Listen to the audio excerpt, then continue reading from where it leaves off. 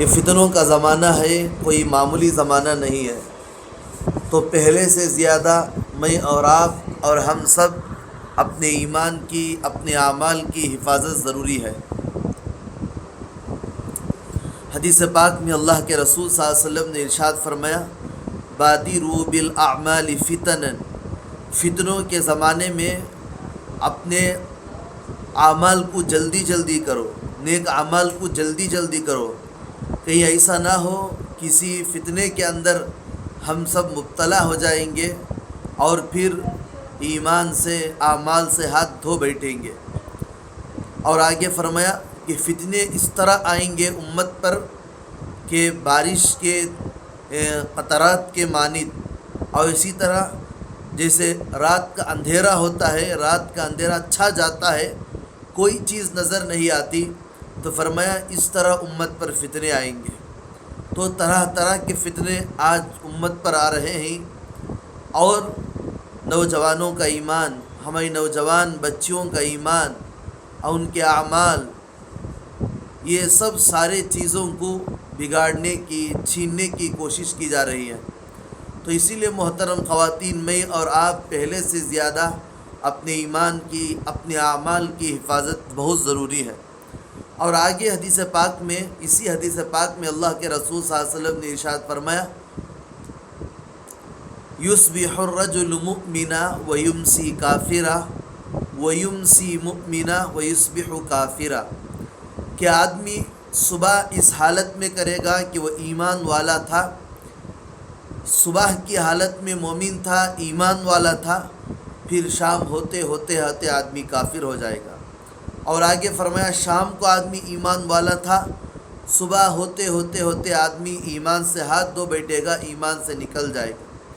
آج ہم دیکھ رہے ہیں کتنے نوجوان لڑکیاں جو ارتداد کے دہانے پر کھڑے ہوئے، غیروں کے ساتھ تعلقات کی بنا پر واٹس ایپ، فیس بک اور اسی طرح یوٹیوب، مختلف چیزوں کے ذریعے سے، سوشل میڈیا کے ذریعے سے، اور اسی طرح اسکول اور کالج کے ماحول میں دوستانہ تعلقات کی وجہ سے کتنے ایسی ہماری نوجوان بچیاں اچھے اچھے دیندار گھرانے کی اور علماء کے گھرانوں کی، دیندار گھرانوں کی، وہ غیروں کے ساتھ بھاگ کر انہوں نے اسلام کو چھوڑ دیا، وہ تو مرتد ہو گئے۔ تو پہلے سے زیادہ ہم سب اپنے ایمان کی اور اعمال کی حفاظت ضروری ہے۔ اور آگے فرمایا بیعوا دینہم بعرض من الدنیا، دنیا کے خاطر دین کا سودا کر دیں گے، ان کو دین کی کوئی فکر نہیں رہے گی، دین کی کوئی فکر نہیں رہے گی، دین کو بیچ دیں گے، دین کا سودا کر دیں گے۔ تو اسی لیے محترم خواتین، میں اور آپ اپنے ایمان کی، اپنے اعمال کی اور اپنے نو نہالوں کے ایمان کی، اعمال کی حفاظت بہت ضروری ہے، کہ وہ ایمان بنانا ہے جو حضرت صحابیات کا ایمان تھا۔ اللہ اکبر، وہ کیا ایمان تھا! ہزاروں تکلیفیں آ گئیں، ہزاروں کیا ہے ان پر حالات آ گئے، لیکن ذرہ برابر بھی وہ ایمان سے پھرنے والی نہیں، ذرہ برابر بھی وہ ایمان سے ہٹنے والی نہیں۔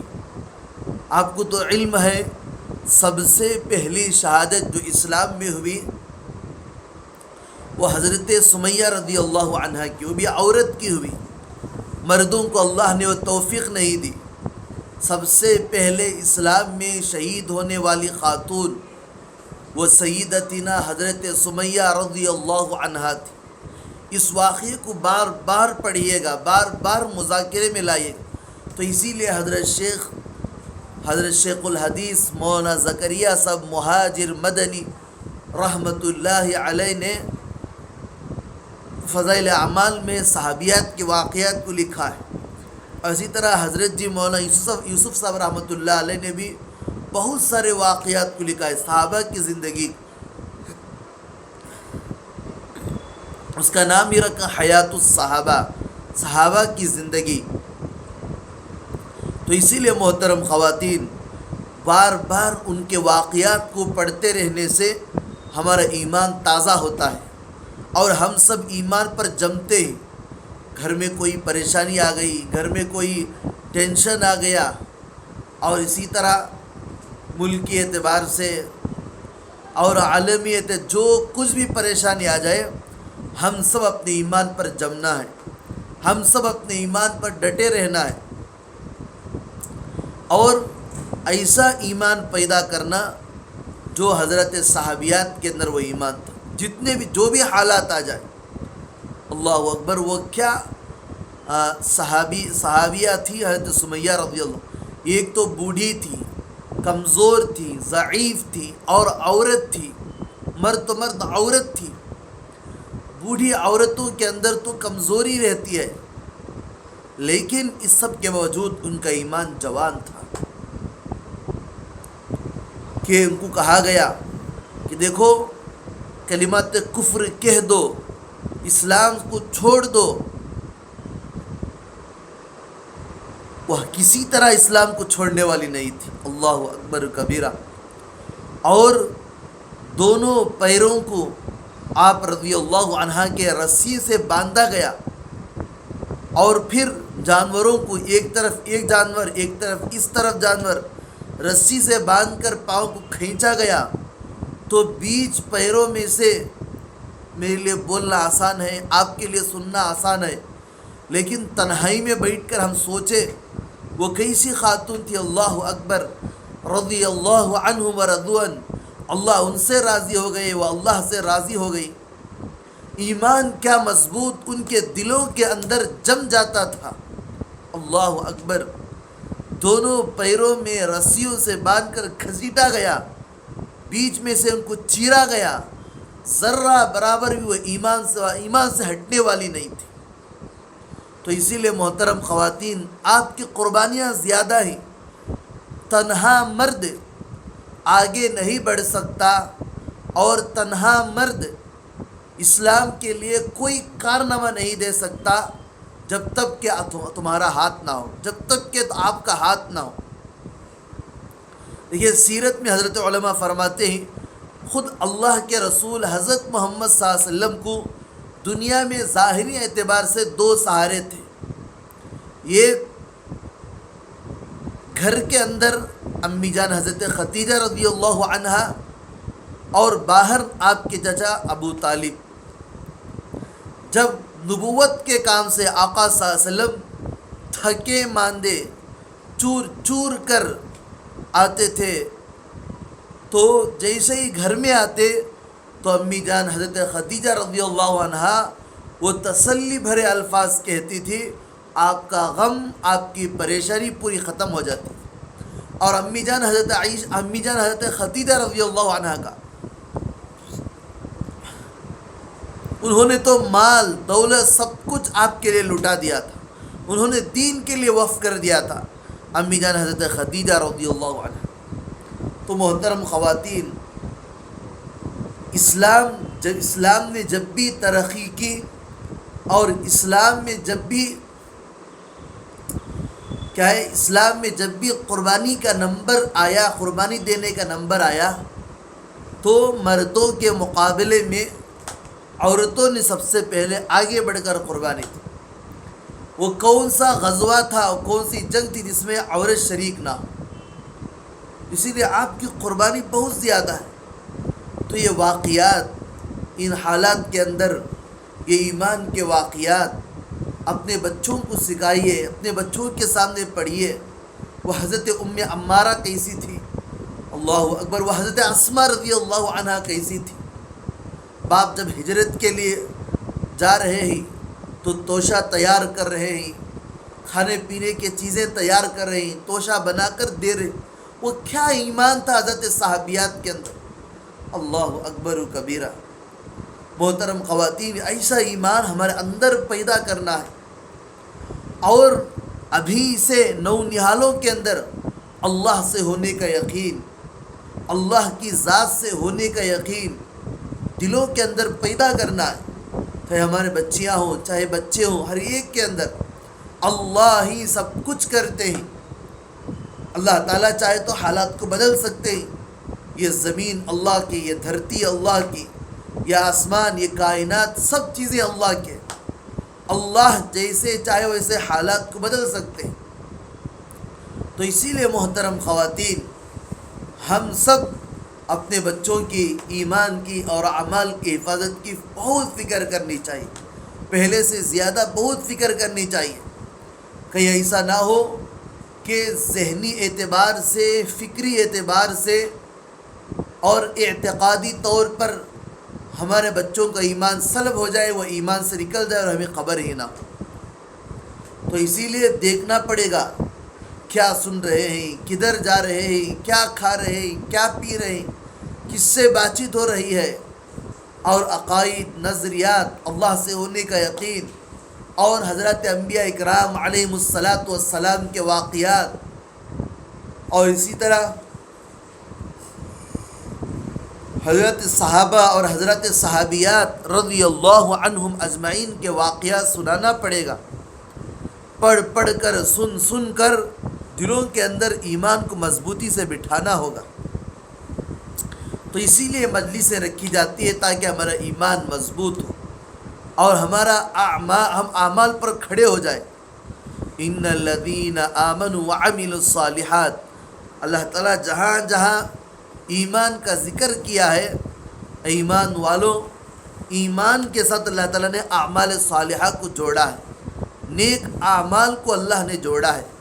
تو اسی لیے ایمان والی زندگی، اعمال والی زندگی، پابندی والی زندگی ہم سب اپنے اندر پیدا کریں، اور بچوں کے ذہن کو ایسا بنائیں، چاہے وہ غربت میں بھی ہو، فقر و فاقے میں بھی ہو، اسی طرح مالداری میں بھی ہو، خوشی میں ہو، غمی میں ہو، بیماری میں ہو، صحت مندی میں ہو، تکلیف میں، ہر حال میں ذرہ برابر بھی زبان سے ایسے جملے نہ نکلے جسے ایمان سلب ہو جائے، جسے ہمارے بچوں کا ایمان نکل جائے. تو اسی لیے اس کی فکر کرنا بہت ضروری ہے. ابھی سے ذہنوں کے اندر بٹھائے. جو مسنون دعائیں ہیں، اس کے اندر بہت جان ہے. اللہ کے رسول حضرت محمد صلی اللہ علیہ وسلم نے ایسے جامع دعائیں سکھائی ہیں، ہمیشہ ایک اللہ کی بندی اسے پڑھتی رہیں گی تو اللہ سے تعلق جڑا رہتا ہے، ایمان جمع رہتا ہے، ایمان جمع رہتا ہے. تو اسی لیے مسنون دعاؤں کا اہتمام، صبح کی دعا، شام کی دعا، مسجد میں داخل ہونے کی دعا، نکلنے کی دعا، گھر کی دعا، جتنے بھی مسنون دعائیں ہیں، اہتمام کے ساتھ، پابندی کے ساتھ ان کا اہتمام. اس کے اندر جان ہے مسنون دعاؤں کے اندر. وہ آقا صلی اللہ علیہ وسلم کے زبان اقدس سے نکلے ہوئے کلمات ہیں، اس کے اندر تاثیر ہے.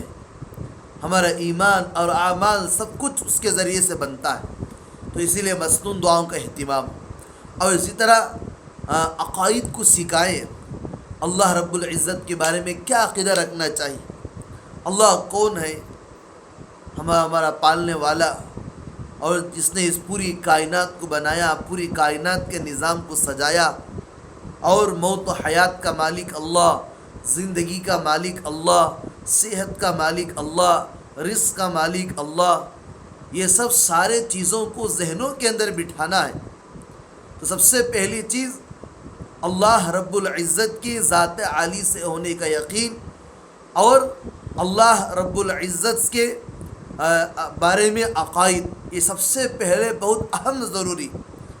حضرت علماء فرماتے ہیں اگر کسی شخص کے اندر ایمان ہے، اس کے عقائد مضبوط ہیں، لیکن اعمال صالحہ میں کمی ہے، تو ہو سکتا ہے، اللہ کی ذات سے امید ہے کہ اللہ تعالیٰ اسے معاف کر کر جنت میں پہنچا سکتے.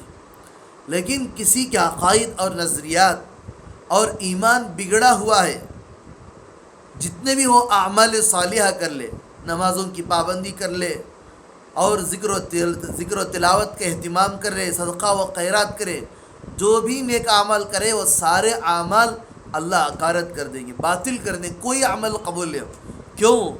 اس لیے کہ ایمان سب سے اہم اور بنیادی چیز ہے.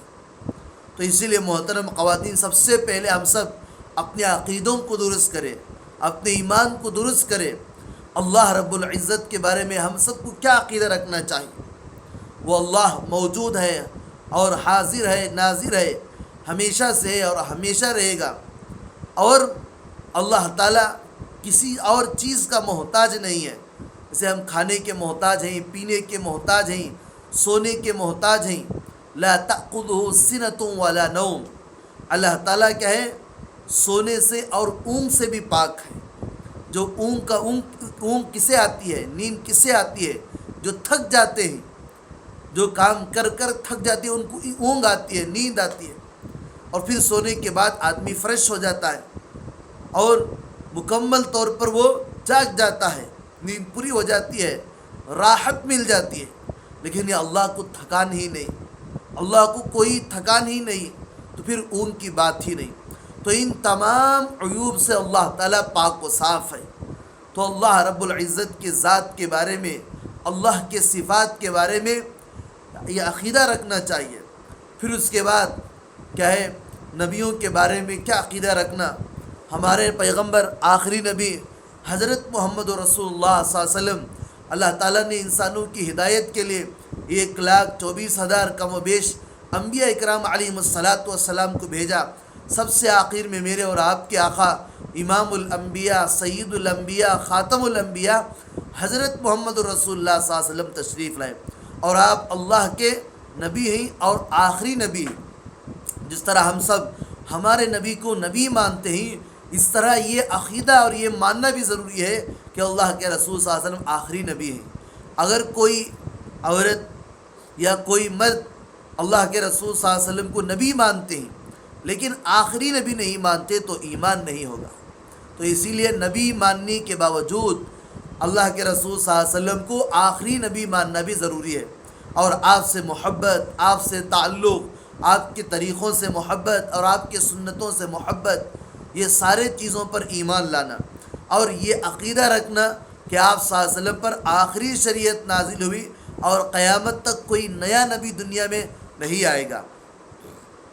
قرب قیامت سیدنا حضرت عیسیٰ علیہ السلام آسمان سے نازل ہوں گے، اور پھر وہ آنے کے بعد حضرت محمد صلی اللہ علیہ وسلم ہی کی شریعت پر عمل کریں گے، وہ کوئی دوسرا نیا دین لے کر نہیں آئیں گے۔ تو اس پر عقیدہ رکھنا بہت ضروری ہے۔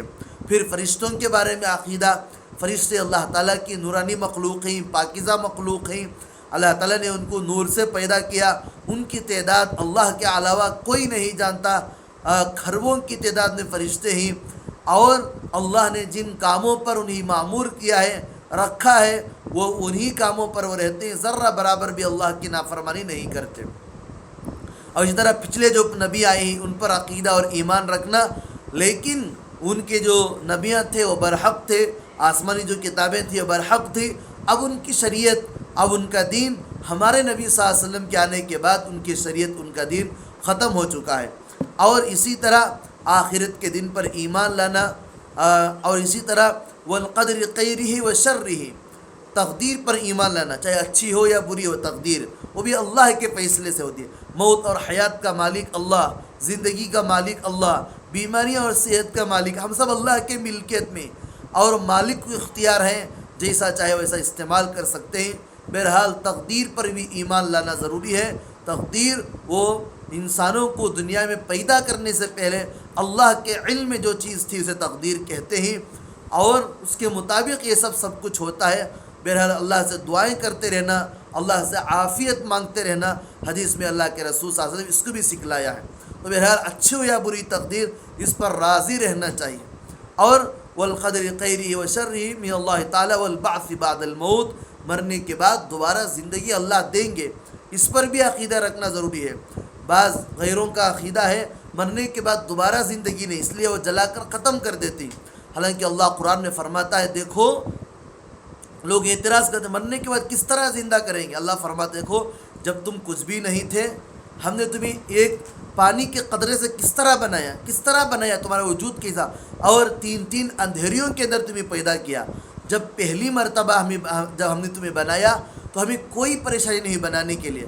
آدمی کوئی نئی چیز بناتا ہے تو پہلی مرتبہ بنانے میں اس کے لیے مشقت ہوتی ہے، تکلیف ہوتی ہے۔ جب ایک مرتبہ بنا لیتا ہے پھر وہ آئیڈیل اور نمونہ موجود ہوتا ہے تو دوبارہ بنانے میں آسانی ہوتی ہے. لیکن اللہ فرماتا ہے جب تمہیں پہلی مرتبہ پیدا کیا، ہم تھکے ہی نہیں، ہم کوئی پریشانی نہیں ہوئی، تو دوبارہ پیدا کرنے میں ہمیں کیا مشکل ہے. تو اسی لیے یہ بھی عقیدہ رکھنا، والبعث بعد الموت، مرنے کے بعد دوبارہ زندگی، پھر آخرت ہے. اللہ وہاں پر حساب کتاب، جو کچھ نیک عمل کریں گے حساب کتاب اللہ لیں گے، میزان عدل میں تولیں گے. پھر وہاں پر صراط کا راستہ ہے، پھر جنت، جہنم اور شفاعت، اور اسی طرح اللہ کے رسول صلی اللہ علیہ وسلم کے ہاتھوں سے آب کوثر، میزان، پل صراط، میدان حشر، اور پھر یہ سارے چیزیں یہاں پر ہوں گی. تو اس کا عقیدہ رکھنا ضروری ہے. بس اللہ تعالیٰ سے دعا ہے کہ اللہ تعالیٰ ہم تمام کو صحیح معنوں میں اپنی ایمان اور اپنے اعمال کی حفاظت کرنے کی اللہ ہم سب کو توفیق عطا فرمائے، اور اپنے بچیوں کے اور آنے والی نسلوں کے اللہ ایمان کی اعمال کی اللہ ہم سب کے ایمان کے اعمال کی حفاظت کی توفیق عطا فرمائے. آمین. و آخر دعوانا ان الحمد للہ رب العالمین.